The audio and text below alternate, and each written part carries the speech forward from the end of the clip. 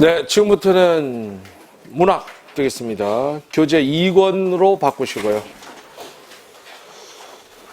자, 2권 처음 나가기 때문에 2권의 목차, 맨 앞에 컨텐츠 잠깐 봐주세요. 맨 앞에 차례 목차를 보면 문학은 1장부터 4장까지 구성됐는데 일단은 제4장은 참고 표시하세요. 제4장은 문학사와 문해사조 되겠는데 요거는 직접 출제되진 않습니다. 우리 국어 기본서에서 유일하게 제외해도 되는 파트라고 보셔도 돼요. 직접 출제되진 않고요. 참고 자료로 보시면 돼요. 요건 문학의 역사에 관한 건데 요건 시험에는 안 나와요. 단 나중에 시간 날 때 한번 쭉 1번은 보시기 바랍니다. 알겠습니까? 네. 문학 작품 이해에 도움은 됩니다. 행정직 시험에서 과거에 서울시 구급 시험에는 나왔었는데 그 서울시 시험이 일행직 지방직구가 문제지가 통합이 되면서 그 이후로는 이제 서울시조차도 출제되지 않아요. 따라서 문학사는 직접 출제되지는 않는다. 제1장은 문학 이론이요. 별표. 여기가 이제 중요합니다. 문학 이론을 지금부터 배울 거고요.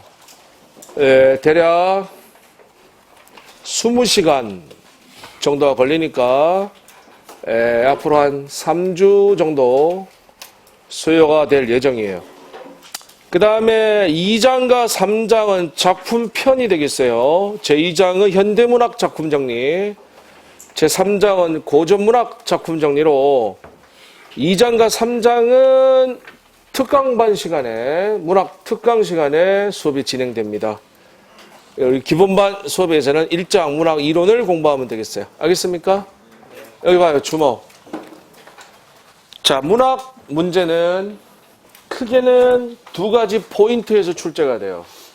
문학 문제의 출제는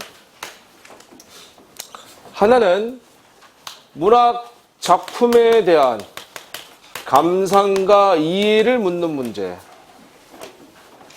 요거는 지문이 이제 출제가 되겠죠.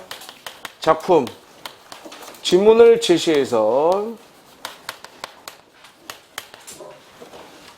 고전문학, 현대문학에 대한 감상 능력, 이해를 묻는 문제예요. 소위 말하는 수능형 문제, 수능 스타일의 문제가 되겠고요. 또 하나의 문학 출제는 문학에 대한 지식, 이론을 묻는 문제예요. 지식 국어, 문학 지식 일반과 문학 이론에 관한 문제. 소위 말하는 공시형의 문제다 이렇게 보시면 되겠는데 양쪽을 다 대비하셔야 됩니다. 그래서 지금부터 배우는 제1장 문학 이론은 이쪽을 커버하는 거야. 문학의 일반 지식, 또 문학의 이론에 대한 대비는 지금 이 기본 시간에 하는 거고요. 알겠죠? 이걸 베이스에 밑에 깔고, 그러니까 문학 공부는 제1단계는 바로 이와 같이 문학에 대한 지식, 문학의 이론, 이건 베이스예요. 그리고 이제 그 위에다가 문학 작품을 올려야 돼. 얹어야 돼. 여기서는 이제 기본적인 작품들, 필수적 작품들을 정리하고 해야 돼요. 이제 특강 시간에 보완이 이루어져야 되고, 그리고는 이제 문제를 많이 풀어야 돼요. 이런 이론과 작품을 바탕으로 아주 다양하게 문제 풀이를 통해서 보완을 해서 최종적으로 완성이 되겠어요. 이것이 단계별로 문학 공부를 해 나가야 되겠다 이런 얘기입니다. 알겠습니까? 네. 지식은 이론은 이론대로 또 정리가 돼야 돼요. 그 자체에서도 출제가 아주 잘 되기 때문에. 그리고 그런 이론이 또 문학 작품에서 다 적용이 되고 용어들, 개념을 빨리 익히셔야 돼. 그걸 바탕으로 문학 작품을 또 정리해야 되겠다. 이론을 모르면 또 작품만으로는 또 시험을 볼 수 없는 거고 또 이론만 가지고는 또 시험을 볼 수가 없다. 작품까지 올려야 되겠지. 두 개가 하나가 됐을 때 완성체가 돼서 도약할 수 있다. 이렇게 생각하시면 됩니다. 알겠습니까? 네. 문학 이론은 한 번 가지고는 안 되고요. 최소한 2번, 3번 정도는 수강하시면 수업을 듣는 것만으로도 충분히 반복적으로 이론이 다 정리가 되고 점검이 되니까 기본반 시간의 내용으로 충분히 다 커버할 수 있다 이렇게 보시면 됩니다. 알겠습니까? 시작하겠습니다. 교재 6페이지입니다. 제1단원 문학 일반 이론 되겠어요. 1번 문학의 개념 1. 문학의 정의 1번, 2번 모두 밑줄. 문학은 가치 있는 체험을 바탕으로 인간의 사상과 감정을 정서적이고 구체적이며 함축적인 언어로 형상한 예술의 한 분야이다. 2번 문학은 문학 동그라미 인간의 상상력을 활용하여 현실 동그라미를 재창조 재구성하여 표현하는 언어 예술이다. 그래서 우리는 이런 말을 할 수 있어요. 문학과 현실은 네모넣기 네모적 관계이다. 자, 문학이라는 것은 현실을 재창조, 재구성하는 것이다. 따라서 문학이 구축하는 세계는 실제 현실 세계로부터 유추된 세계예요. 따라서 네모 안에 들어갈 말은 유추적인 관계이다. 이렇게 얘기하면 되겠습니다. 다시 따라하겠어요. 문학과 현실은 유추적 관계임. 문제 확인하고 오겠습니다. 교재 16페이지에 2번 문제 봐주세요. 16쪽이 2번. 다음 글에서 가로 안에 가장 적절한 것은? 방금 얘기한 거죠. 문학과 현실은 가로 관계에 있다. 가로 속에 뭡니까? 유추적 관계에 있다. 4번 정답인 거예요. 원위치. 2번. 문학의 특성 4가지 있습니다. 첫 번째 1번 개연성. 제가 말하는 거에 자동 밑줄 칩니다. 두 번째 줄에 가능성.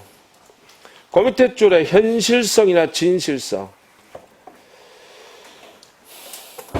주목! 문학이라는 것은 가능성, 현실성, 진실성이 있어야 돼요. 그래서 우리는 개연성이라 불러요. 문학이라는 것이 개연성이 없으면 이것은 문학이 아니에요. 그거는 판타지지 문학이 될 수 없어요. 독자가 전혀 공감하지 않기 때문이에요. 두 번째, 항구성, 밑줄, 시대를 초월하여 영원한 생명력, 시간적 개념이에요. 3번 보편성, 밑줄, 인류의 공통적 정서, 공간적 개념이야. 4번 특수성, 두 번째 줄, 나름대로의 독자성, 가로 열고 개성이라고 적습니다. 프랑스의 철학자인 빗봉이라는 자가 있었는데 프랑스의 철학자인 빗봉은 다음 같은 말을 했어요. 글은 곧 사람이다. 여기서 글이 이제 문학을 말하는데 문학이라는 것은 곧 그 사람이다 이런 얘기했어요. 빗봉이 한 이 말은 결국 문학의 특성 가운데 독자성, 특수성과 관련이 있는 겁니다. 네 번째 특수성과 관련이 있다.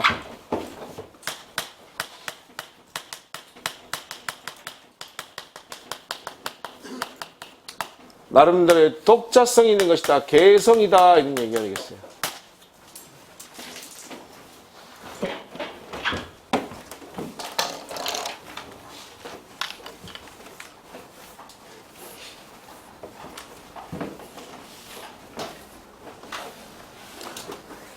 자, 문학의 특성 4가지 타이틀 따라 읽고 넘어가겠습니다. 따라 합시다. 개연성, 항구성, 보편성, 특수성.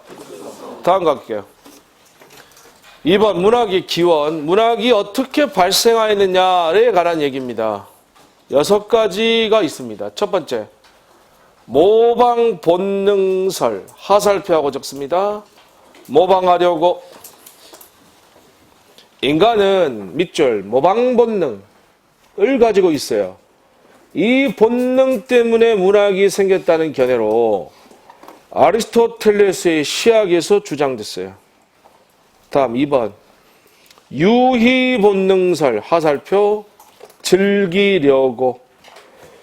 인간은 다른 동물이 갖지 않는 밑줄 유희 본능이 있어요. 여기서 문학이 발생했다는 견해로 칸트, 스펜스 등이 주장했어요. 우리는 인간을 가리키는 학명 가운데 호모 루덴스란 말이 있어요. 호모 루덴스란 바로 놀이하는 인간이다 이런 뜻이에요. 인간은 유희적인 존재다. 놀이하는 인간이다. 기본적으로 인간은 놀이본능, 호모 루덴스다 이런 얘기가 되겠죠. 여기서 문학이 발생했다는 견해다.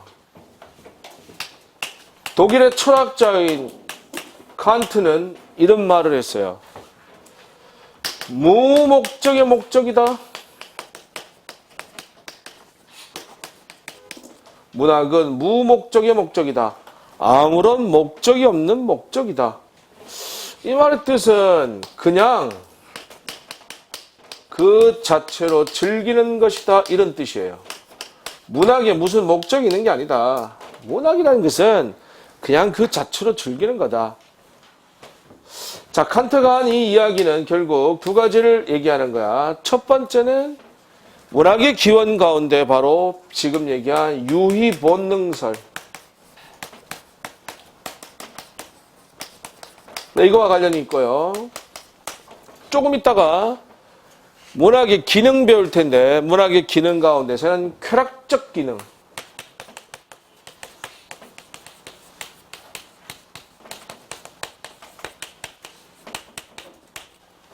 쾌락적 기능과 관련이 있다. 자, 칸트가 한 이야기는 유희 본능설 그리고 쾌락적 기능과 관련이 있습니다. 자, 그 다음 페이지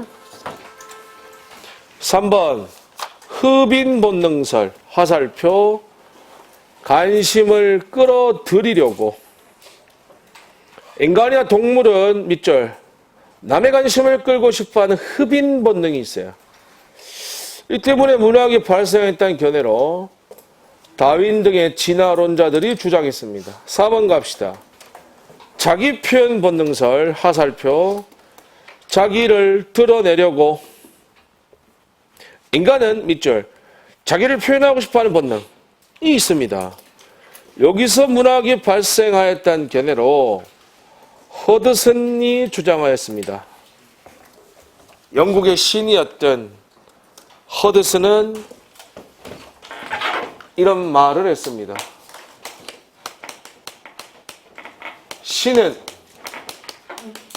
감정의 자연스러운 유로이다.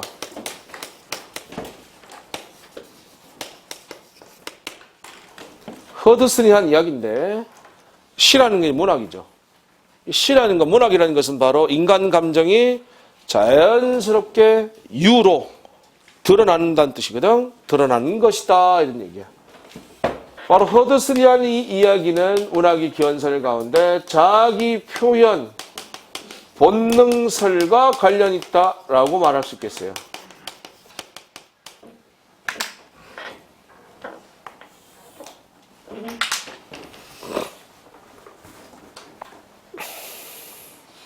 다음 5번 발생학적 기원설 화살표 기능주의라고 적습니다. 기능주의. 문학이나 예술은 신미성보다는, 자 여기서 신미성이란 말이 나오는데 아름다움을 추구한다는 뜻이에요. 아름다움을 살핀다는 뜻이거든요. 이런 아름다움을 추구하는 신미성보다는 밑줄 실용성 때문에 발생했다는 견해예요. 그로세가 주장했습니다.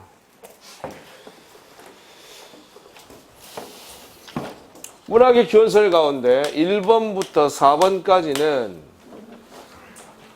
신미성이야. 아름다움을 추구하는. 즉 심리학적 기원설이고요.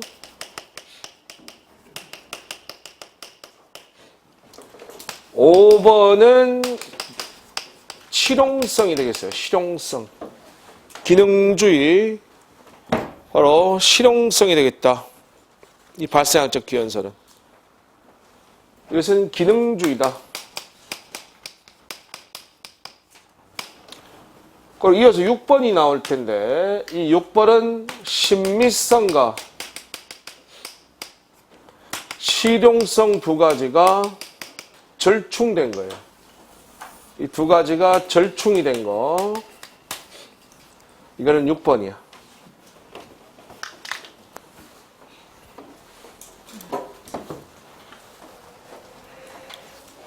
다음 6번. 발라드 댄스설. 가장 설득력 있는 견해고요. 문학은 밑줄 원시 종합예술의 상태에서 발생했던 견해. 몰턴이 주장했습니다. 세계 어느 나라이든 간에 어느 민족이든 간에 원시 제천의식이 있었어요. 우리나라도 있었죠? 예를 들어 뭐 고구려의 동맹, 부여의 영고 등등 뭐 이런 거 있었잖아요. 원시 제천의식. 이 원시 제천의식은 실용성의 대상이었다. 이런 원시 제천의식에는 집단 가무가 행해지죠. 노래와 춤을 춘 거야. 이것이 원시 종합예술이야.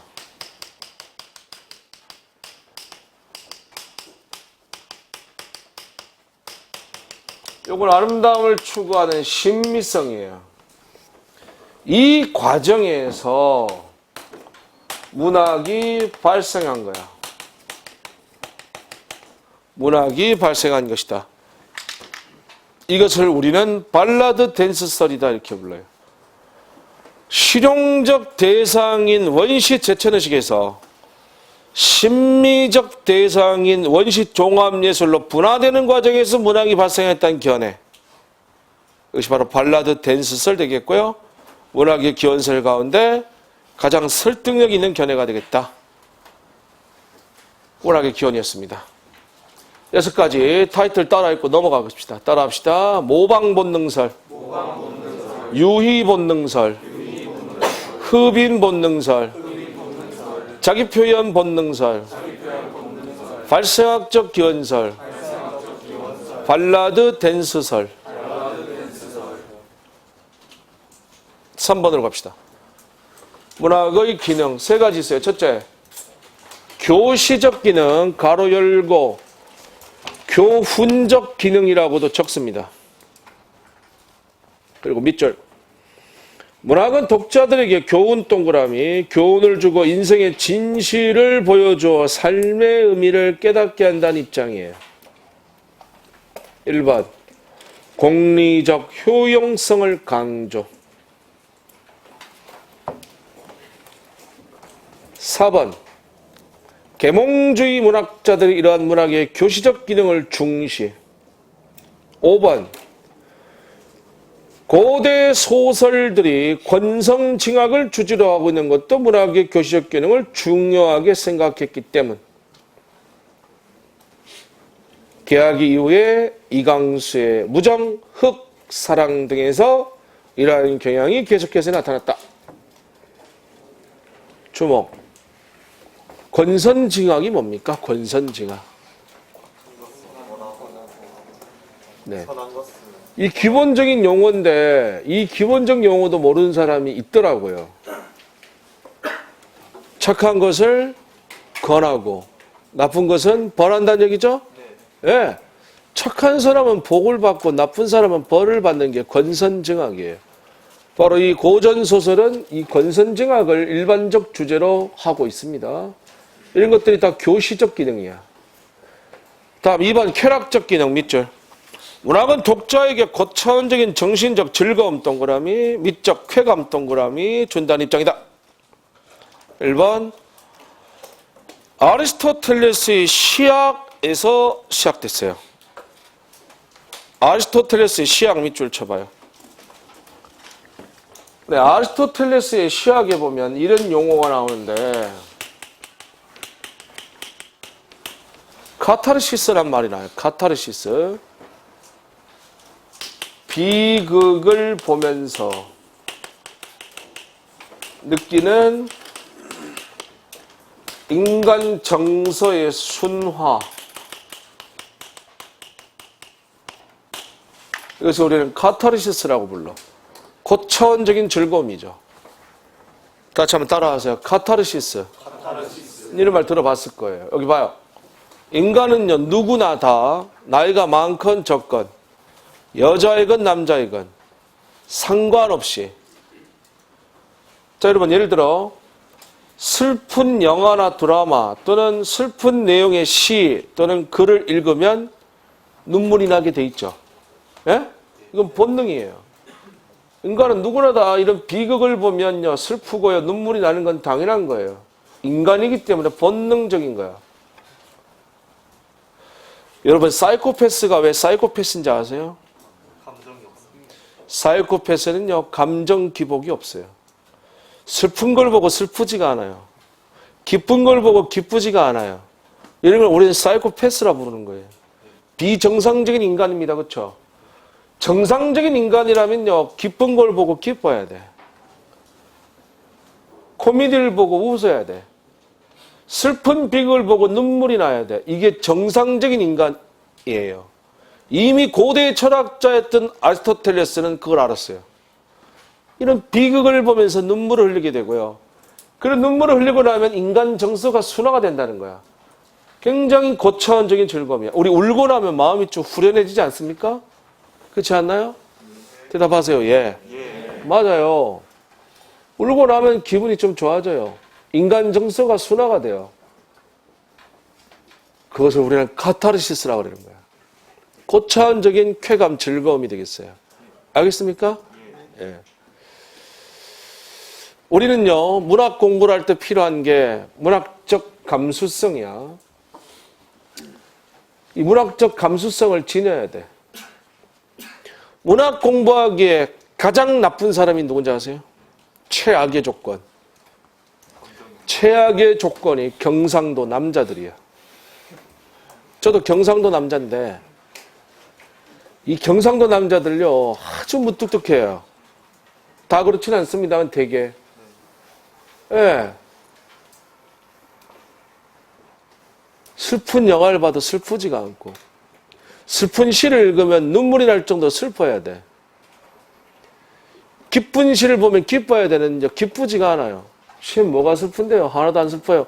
요딴 자세로는 문학 공부하기에 부적합하다. 알겠습니까? 그래서 여자들이 문학을 더 잘해요, 남자들보다. 딴 이유 있는 게 아니라 문학적 감수성이 좋기 때문이야. 우리는 앞으로 문학 공부할 때 문학 소년이 돼야 돼. 순수성을 회복해서 슬픈 시를 읽으면 슬픈 감정을 가져야 돼. 문학적 감수성을 회복해야 되겠다. 순수성을 발휘해줘야 되겠다. 추상적인 얘기지만 근본적인 얘기예요. 알겠죠? 넘겨서 소가로 3번 밑줄. 이 입장을 강조한 것이 예술 지상주의다. 다음 3번 갈게요. 종합적 기능. 이것은 교훈설과 쾌락설을 종합적으로 이해하는 것이에요. 절충한 입장이 되겠죠. 내려가서 가로 2번에 문학의 당의정설이라고 나와요. 네모쳐요. 주모 하나 배웁시다. 문학 당의정설.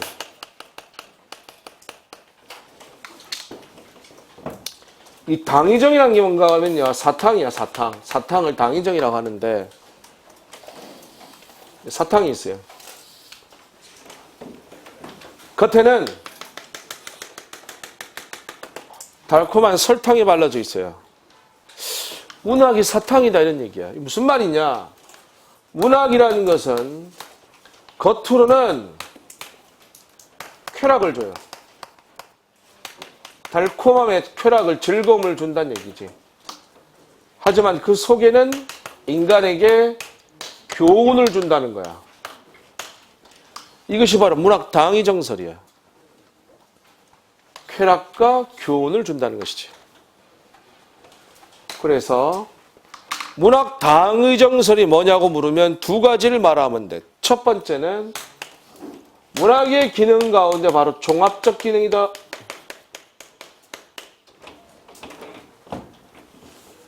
교시적 기능과 쾌락적 두 개를 절충한 입장인 종합적 기능이다. 두 번째는 조금 이따 배울 텐데 효용론적 관점이다. 문학 작품을 읽고 독자가 교훈과 쾌락을 얻게 된다는 독자의 관계, 효용론적 관점이다라고 말할 수 있어야 돼. 다시 한번. 문학 당위정설 그러면 첫 번째 뭐라고요? 종합적 기능. 두 번째 뭐라고요? 효용론적 관점이다라고 정리하시면 됩니다. 아시겠죠? 자, 이렇게 해서 문학의 기능 세 가지 배웠어요. 따라하겠어요. 교시적 기능, 쾌락적 기능, 종합적 기능. 주목. 지금까지는 총론이었어요. 도입이었습니다. 지금까지는 시험에 나올 내용이 없어요. 별표 친 것도 없었죠? 도입이었고 지금부터가 이제 시험 문제 나오는 것들이에요. 4번 문학의 갈래. 일단은 왼쪽 알맹이에 문학의 갈래라고 적혀 있어요. 5가지. 이제 별표 쳐요. 첫 번째, 2대 갈래는 음문문학과 사문문학. 3대 갈래는 서정양식 시, 서사양식 소설, 극양식 희곡입니다. 중요한 건 3번이니까 밑줄 짝. 4대 갈래는 서정, 서사, 극, 교술 되겠어요. 자, 5대 갈래는 시, 소설, 희곡, 수필평론이야. 6대 갈래는 시나리오 하나가 더 추가된 겁니다. 원위치. 2번부터 볼게요. 언어의 형태에 따른 갈래. 먼저 1번 운문문학. 운율을 기반으로 하는 언어를 사용한 거예요. 2번 산문문학. 일상 언어를 기반으로 합니다. 3번으로 가겠습니다. 언어의 전달 방식에 따른 갈래. 첫 번째 1번 구비문학 별표. 밑줄 치자. 입에서 입으로 구전된 문학. 여러 사람에 의해 개작. 민족의 보편적 성격이 반영. 민요, 전래, 설화, 구전동요, 판소리가 이에 속해요. 조금 더 공부합시다. 왼쪽 알맹이. 구비문학은 구전문학이야. 입에서 입으로 전달된 것이다. 다음 적층문학이야. 이거 중요해. 아래쪽 적층문학 별표 치고 밑줄.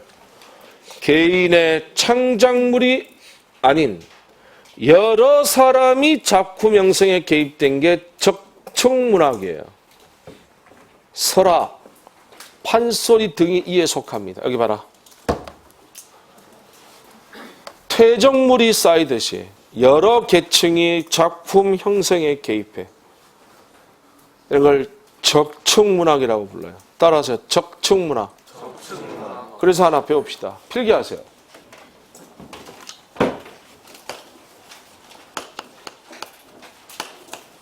판소리의 적층문학적 성격.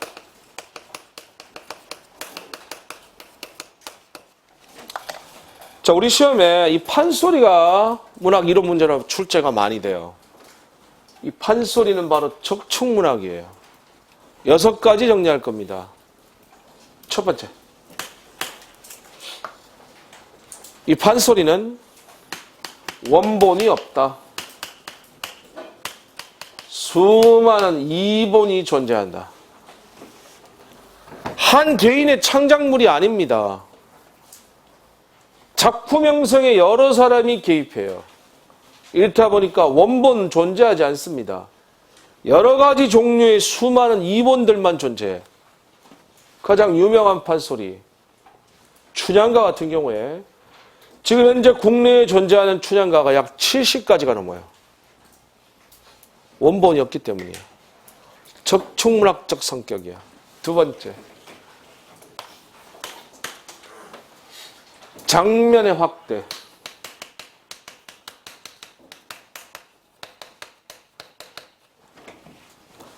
한 개인의 창작물이 아니다 보니까 내용이 자꾸 개작이 되고 추가가 돼요.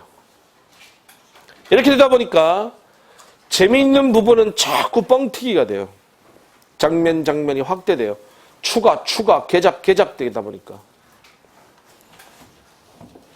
이렇게 되면 문제가 발생하겠죠. 전체적인 길이가 뭐해지겠니? 자꾸 추가하다 보니까 길어지게 돼. 심지어 판소리 춘향가 같은 경우에 처음부터 끝까지 완창을 하면 7시간 30분이 걸려요. 아무리 재밌는 춘향가라도 7시간 30분 동안 듣고 올 수 사람은 별로 없겠죠? 그래서 세 번째 특징이 나와.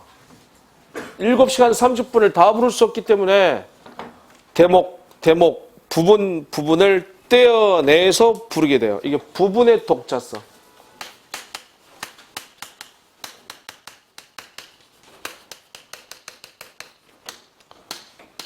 그러면 작품 전체의 긴밀성, 유기성은 떨어지겠죠. 작품 전체의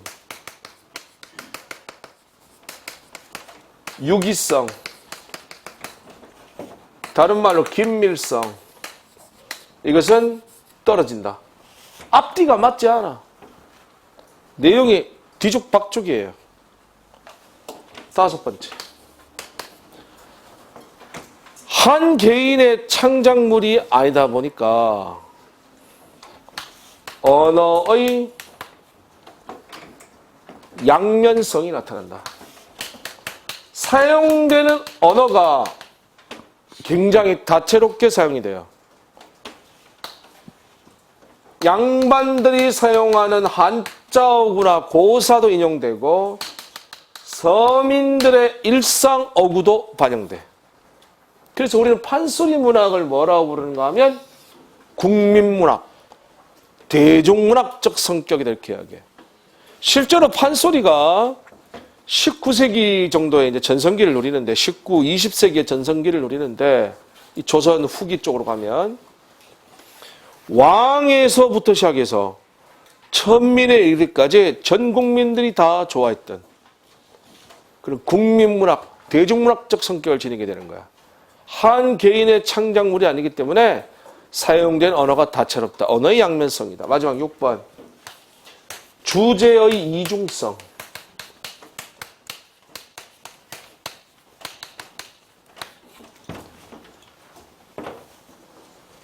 표면적으로 나타나는 주제가 있고요. 이면적인 주제가 또 따로 있어요. 겉주제가 있고 속주제가 있다 이런 얘기야. 예를 들어 판소리 춘향가 같은 경우에 표면적인 주제는 춘향의 유교적 정절. 하지만 그 이면적 주제는 변화된 사회 분위기 속에서 나타나는 신분 해방, 인간 해방, 또 탐관오리의 횡포에 대한 민중의 저항의식, 이런 이면적 주제들이 포함되어 있는 거예요. 이런 것들이 모두 다 판소리가 무슨 문학이기 때문에 생겨나는 특징이다? 판소리가 적층문학이기 때문에 나타나는 특징이다 라고 말할 수 있겠습니다. 알겠습니까? 네. 문제를 하나 보겠습니다.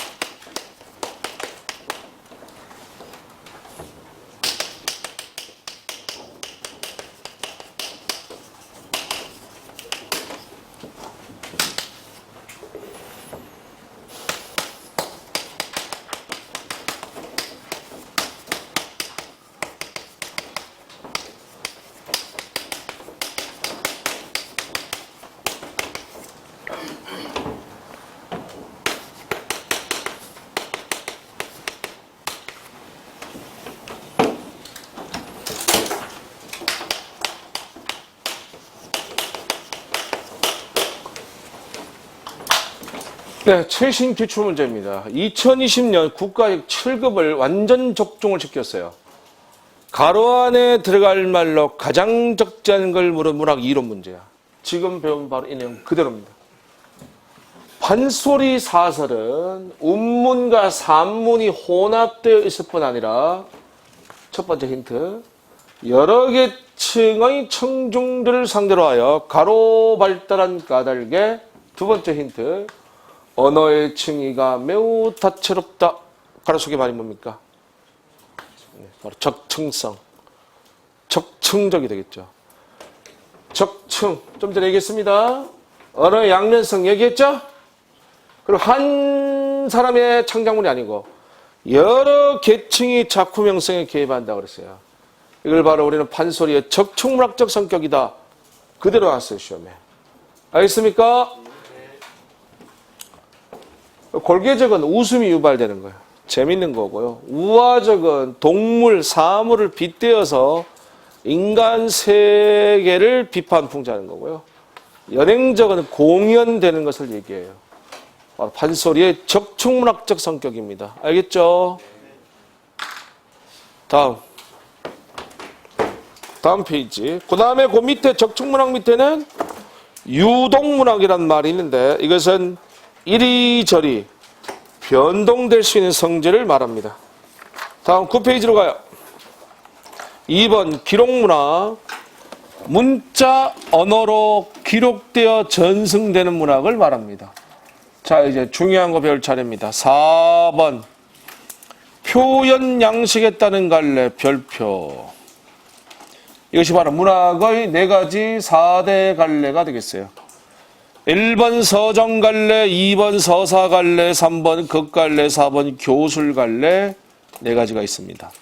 일단은 오른쪽 알맹이에 그림이 있을 텐데 그거부터 설명하고 갑시다.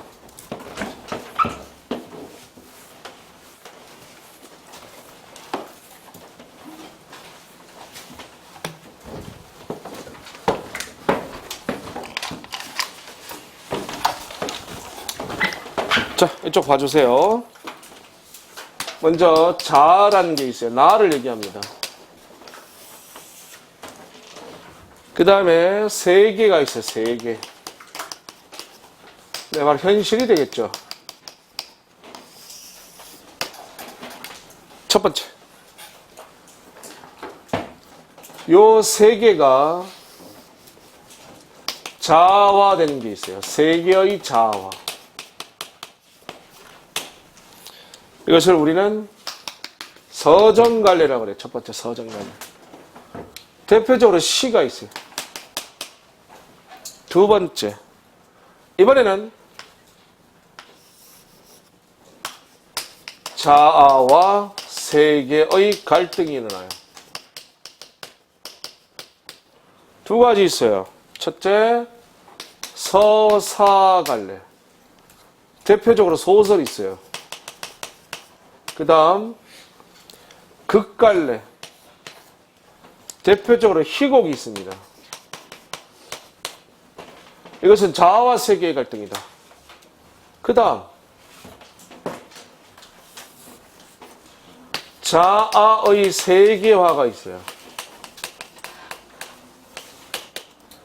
자기 자신의 일상생활 체험의 기록 같은 것들. 이것은 교술갈래가 되겠어요. 대표적으로 수필이 있습니다. 그래서 이렇게 4가지 서정, 서사, 극, 교술갈래 4가지가 표현 양식에 따른 갈래로 문학의 4대 갈래다 이렇게 부르는 거예요. 특징을 살펴보겠습니다. 자세히 배웁시다. 책 봐요. 1번 서정갈래 왼쪽에 적습니다. 가로 열고 적어요. 노래하기. 지금부터 제가 말하는 거에 밑줄 자동으로 치세요. 두 번째 줄 가장 주관성이 강한 갈래. 그 다음 끝에 세계의 자아화. 그 밑에 서정민요, 고대가요, 향가, 고려가요, 시조, 잡가, 신체시, 현대시. 이에 포함돼요. 다음 2번 서사갈래 왼쪽에 가로 열고 이야기. 자, 그리고 두 번째 줄 서술자에 의해 객관적으로 전달되는 양식. 서술자가 존재합니다. 이게 특징이에요. 그 밑에 자와 세계의 갈등. 그 밑에 서사시, 서사민요, 서사무가, 판소리, 신화, 전설, 민담, 고소설, 신소설, 현대소설. 이 중에 신화, 전설, 민담, 네모 쳐요. 신화, 전설, 민담, 네모를 치든지 가로를 치든지 표시하세요. 그리고 저거요. 설화. 아셔야 돼요. 설화에 세 가지 종류가 있어요. 신화, 전설, 민담 세 개가 설화의 세 가지입니다. 알겠습니까? 예. 다음 3번 극갈래. 왼쪽에 가로 열고 보여주기. 첫 줄. 자와 세계의 갈등. 그 다음 줄. 서술자의 개입 없이. 이게 서사갈래와의 차이점이야. 그러니까 서사갈래와 극갈래 공통점은 자와 세계의 갈등이고 차이점은 서술자가 있고 없고야. 그 다음 밑에 희곡 시나리오 밑에 가면극, 창극, 심파극, 현대극, 인형극. 이 중에서 두 개 정도는 말을 하고 가겠습니다. 먼저 가면극 동그라미.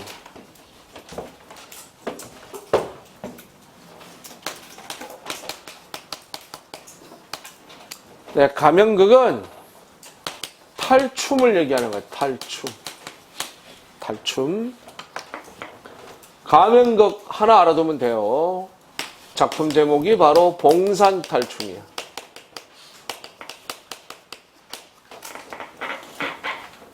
북한의 황해도 봉산 지역에서 공연되던 탈춤, 바로 봉산탈춤이 가면극이에요. 그 다음 끝에 인형극 동그라미.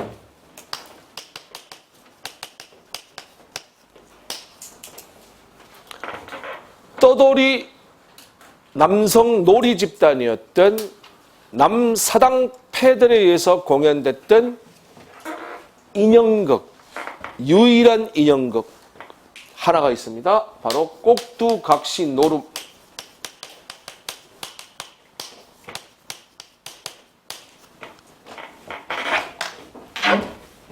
요거는 인형극입니다. 딱 하나 있습니다. 꼭두각시 노름이에요. 원위치. 4번 교술갈래 왼쪽에 가로 열고 알려주기. 교술이란 말 자체부터 여러분 알아두셔야 돼요. 첫 줄부터 줄쳐요.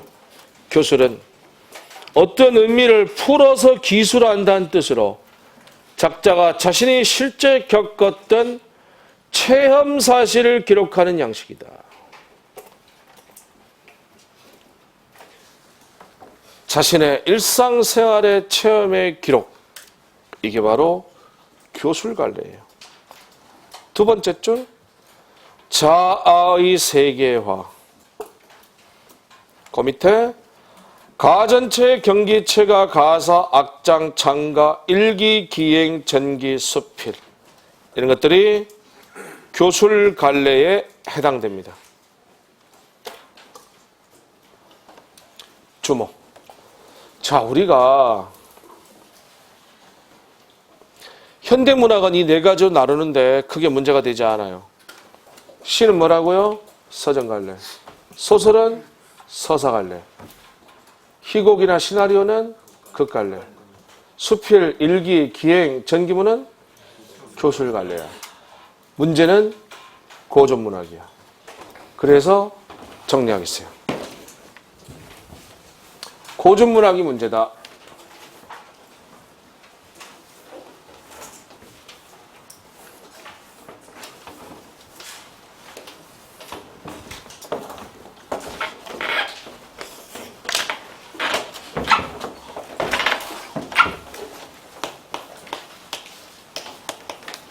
고전문학의 갈래. 총 18가지.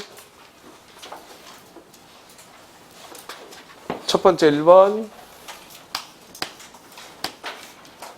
고전 운문의 11개.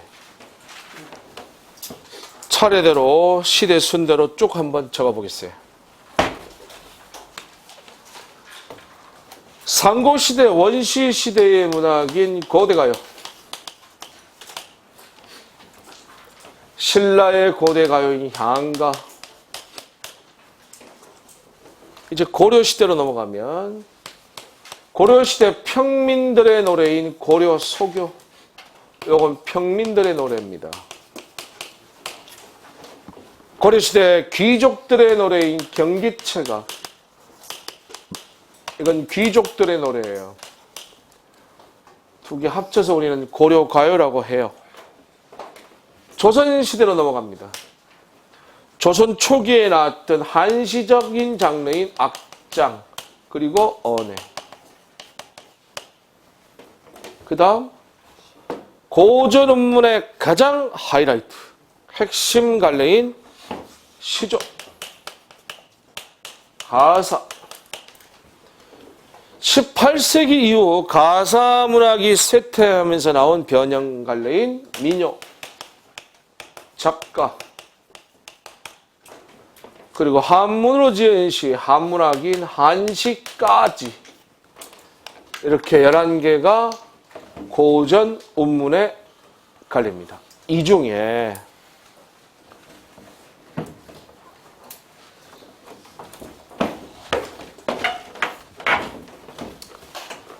경기체가,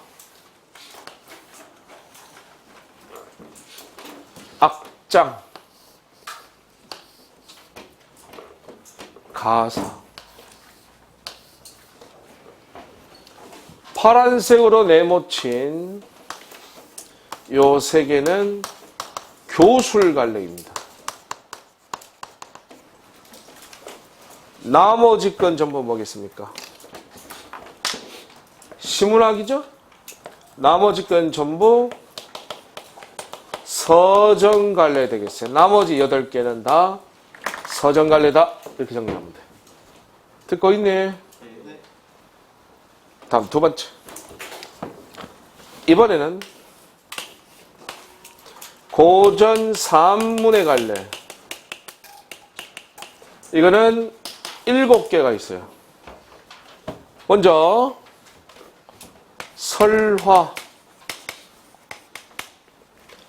좀 전에 얘기했습니다. 설화에 3가지 뭐 있다고 그랬습니까? 신화, 전설, 민담. 설화의 3가지죠? 그 다음 가전체.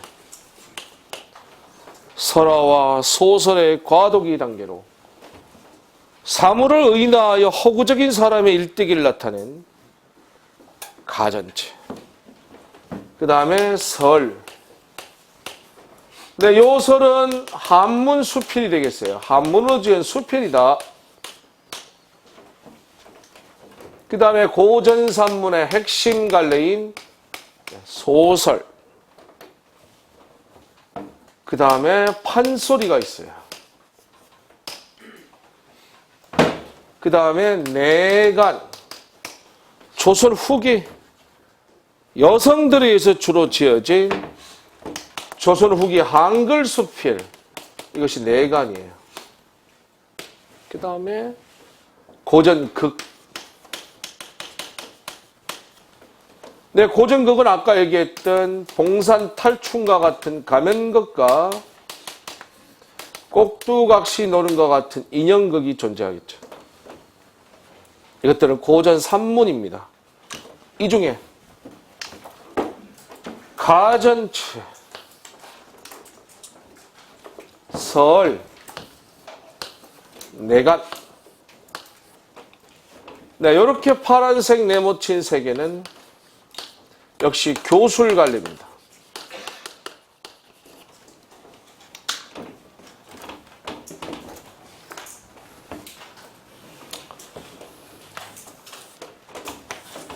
고전극. 이거는 극갈래예요.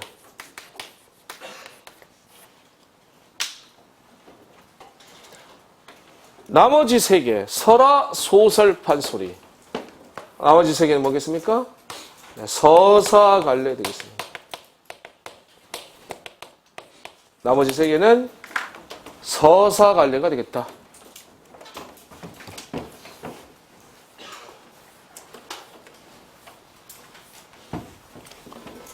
여기서 중요한 건 결국 뭐냐? 교술 갈래를 아는 게 중요해요. 그게 출제의 중요한 포인트예요. 먼저 다시 한번 고전 음문에서 교술 갈래 세 개가 있어요. 따라가세요. 경기체가, 악장, 가사. 고전 산문에서 교술 갈래 세 개 있어요. 따라요. 가전체, 설, 내간. 그게 교술 갈래입니다. 듣고 있습니까?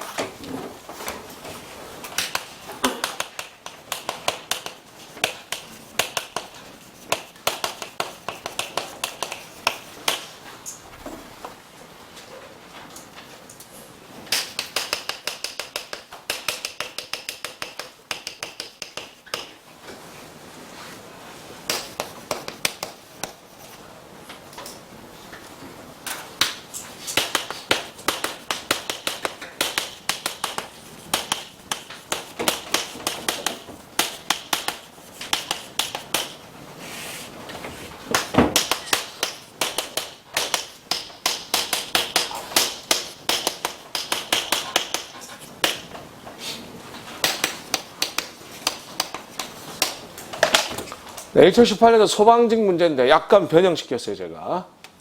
문학의 갈래 구분이 옳은 것은? 이라고 물었습니다. 서정서사 극교술. 네 가지로 나눠놨고요. 1번, 서정갈래. 향가, 서정갈래, 맞지? 목유록은 소설이야, 소설. 꿈 이야기 소설. 구운몽 같은 거. 소설이니까 이건 서정갈래가 아니라 무슨 갈래야? 이건 서사예요. 고대가요 서정갈래 맞죠? 이번 서사. 전설은 뭐의 종류라고 그랬어요? 설화의 종류라고 그랬으니까 서사갈래 맞죠? 사설 시조는 시조예요, 시조. 시조니까 이거 무슨 갈래요? 이건 서정갈래야. 판소리 서사갈래 맞지? 3번 극갈래 탈춤 맞죠? 인형극 맞죠? 경기체가는 무슨 갈래예요? 교술 갈래요.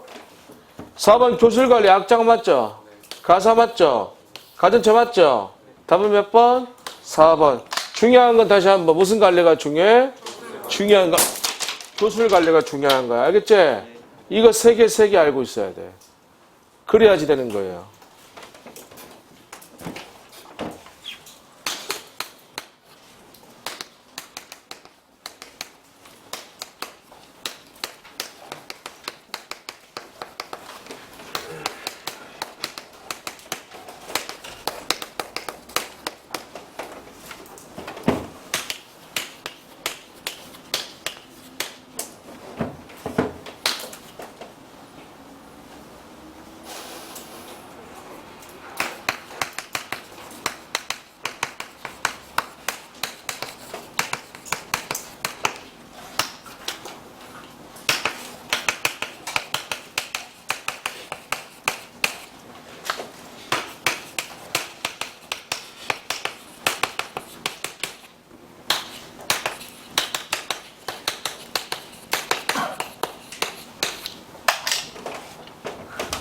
예상 문제. 문제 이래 나오면 핵폭탄이야.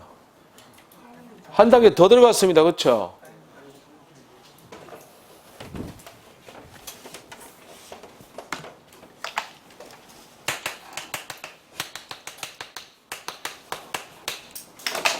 문학의 4대 갈래가 다른 하나는 이렇게 물었어요. 1번 정철의 관동별곡. 작품을 알아야 되겠습니다. 그렇죠? 네. 정철의 관동별곡 문학의 관리가 뭐예요? 가사문학이에요. 가사문학이니까 무슨 관례예요? 교술이에요. 한림별곡 관례가 뭐야? 경기체가예요. 경기체가니까 무슨 관례예요? 교술 관례요. 이게 이런 거야. 공부 안 하는 사람은 낚는 거지. 선생님 쉬운데요? 별곡, 용묘천가 3번 아닙니까? 그걸 낚는 거라고. 용묘천가 뭐예요 이거? 악장문학이에요. 그러니까 이것도 무슨 관례예요? 교술 관례예요. 청산별곡 뭡니까? 고려 소교예요. 이게 무슨 관례예요? 서정 관례예요. 다 몇 번이에요? 4번이에요. 나머지 3개 교술 관례예요. 이거보다 더 어렵게 나오면 이렇게 나와요. 이건 제목이라도 좋죠. 자, 문학의 4대 관례가 다른 하나는 선택지 1번. 강호의 병이 깊어 중룸에 누웠더니 관동팔명이니 방면을 맡기시니? 작품의 일부를 발췌해 주는 거야. 2번. 당당당당 주자 조엽난기 홍시를 홍그리 매여 있다. 3번. 해동용용이 나라사 일마다 천복이시니 고성이 동부하시니. 4번. 살이 살이었다 청산에 살이었다 머루랑 다래랑 먹고 청산에 살이었다 얄리얄리얄라 정얄라리얄라. 이래 나오면 어떻게 할 거예요? 이렇게 되면 한 단계 더 들어가야 되겠습니다. 그렇죠? 그 작품이 뭔지도 알아야 되고 그 갈래를 알고요. 그 갈래가 4대 갈래 어디 포함되기까지 알아야 되니까 2단계, 3단계를 거쳐야 되겠죠. 그렇게 나올 수도 있습니다. 예전에 한번 제가 그렇게 시험 문제 내본 적이 있는데요. 아주 내니까 올쓰나미. 사람 잡는 문제 될 수 있습니다. 알겠어요? 자, 이왕 적었으니까 얘기를 한마디 첨언을 하면 고전문학 중요합니다. 우리 시험에서 중요한데